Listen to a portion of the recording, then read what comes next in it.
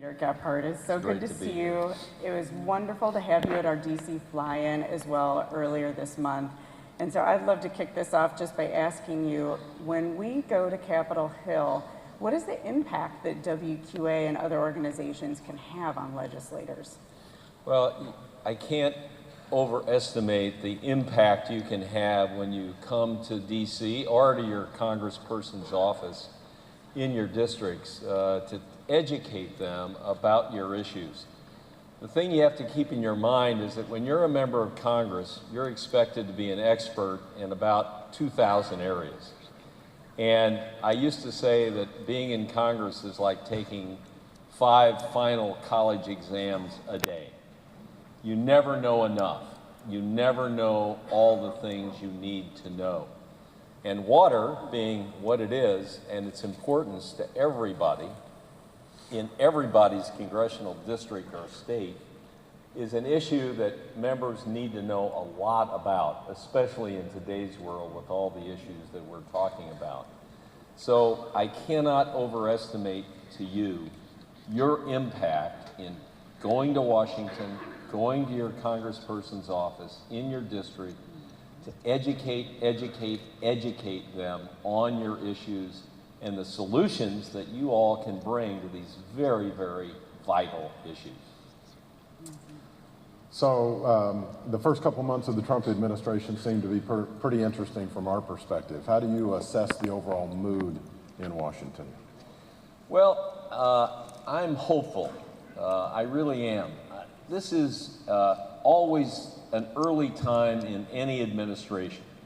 An administration has to get its legs under it. They've got to get people in place. They've got to get their policies out in front of the Congress and the American people. And that's just beginning. We're in very early days. Having said that, I am very hopeful that they can move some big pieces of legislation that are really important to the economy and to the country in so many ways. Let's take tax reform. It's vital to everybody. It's vital to every business. Let's take infrastructure, which I think is coming maybe right after tax reform or maybe along with tax reform. A critical issue. We all know that the infrastructure in the country, it needs repair. It needs a lot of investment in the future. And on that score, we've talked at the fly-in.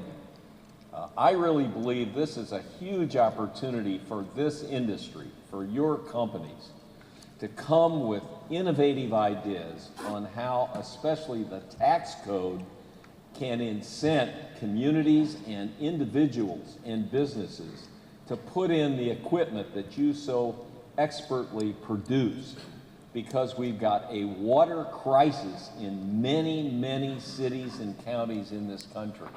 And I believe this is a golden opportunity for this industry to step forward with some innovative ideas. And I think you're going to have open ears on the part of this administration and this Congress to deal with those ideas. With that being said, Dick, can you give us a sense of the priorities and agenda in Congress and whether or not that'll affect our industry? Well, as I just said, I think infrastructure is likely to be one of the next big topics up. It may be tax reform. They may be combined. There are certainly links between those two issues.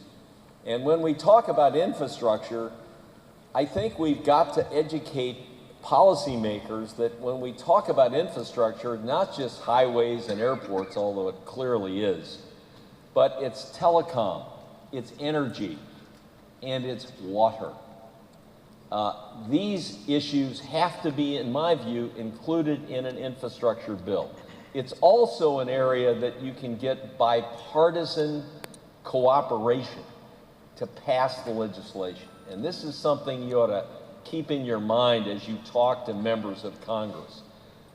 People can agree on infrastructure. Other issues are much more contentious and difficult. Infrastructure is believed in by everybody.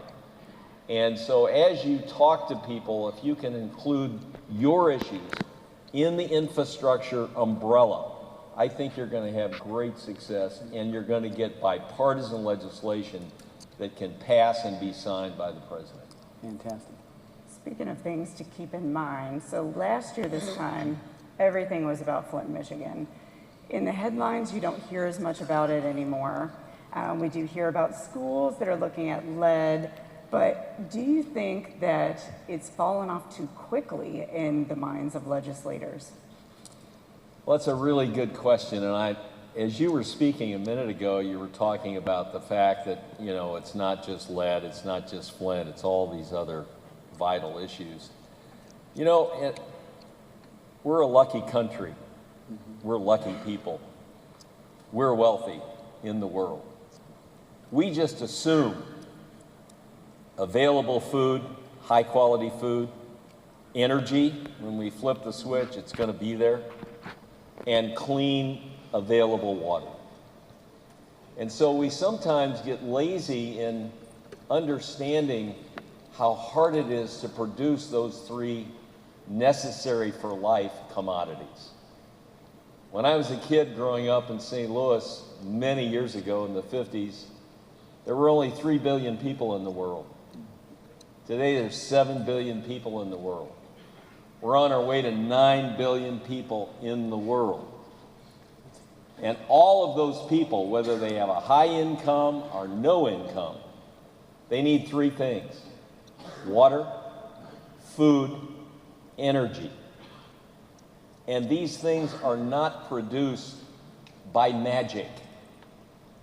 It takes a lot of comprehensive, complicated efforts on the part of millions of people to produce these commodities. So my thought is, yeah, you're always going to have a momentary story like Flint that opens people's minds, opens their ears to the difficulties and complications surrounding water. But that's going to go away, and we live in a 2-minute news cycle today. It's not even 24 hours, it's 2 seconds. So part of what you all need to do, and I hate to throw another challenge at you, is this association, and I know you're doing it, we have to be involved in educating the public of the difficulties of producing this needed, necessary commodity for everybody's life, so they can be in support of things like infrastructure policy issues to get the things in place that will allow us in the future to keep producing high quality water for all of our people, not only here, but in the entire world. It's wonderful. Would you have any other last thoughts for us to take away for today? Well, whenever I come to these meetings, and it's really been an honor for me and my little group to be involved with this organization, I am reminded of what I call the secret sauce of America. And that is small business people, entrepreneurs, individual people who just dig in and create a business on their own without any help, take all the risk, and do what you all do every day. I'm in awe of what you do. And I mean that with all my heart. I am in awe of what you do and how you do it. And the contribution and the hard work and the dedication that it takes to create the businesses that you've created and keep them succeeding and keep them delivering the products that you deliver. It's, in a word, awesome. People from around the world, I'm sure, would come to a meeting like this, and I'm sure they'd say to me, "How do you do this?" And my answer is, it's you, it's the people. You're so good.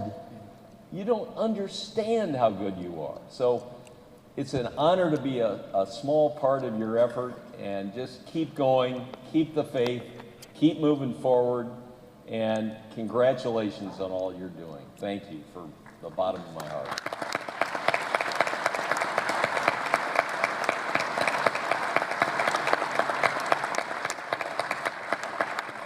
Well, Thank you, Leader Gephardt. Thank you, Don. Thank you, Bob. This has been very informative. And now I would love to invite up our keynote speaker. Our keynote speaker, Ryan Estes, is the former Chief Strategy Officer for a $200 million division of McCann Erickson Advertising, and now serves as the Chief Experience Officer in his growing training and development organization. A leading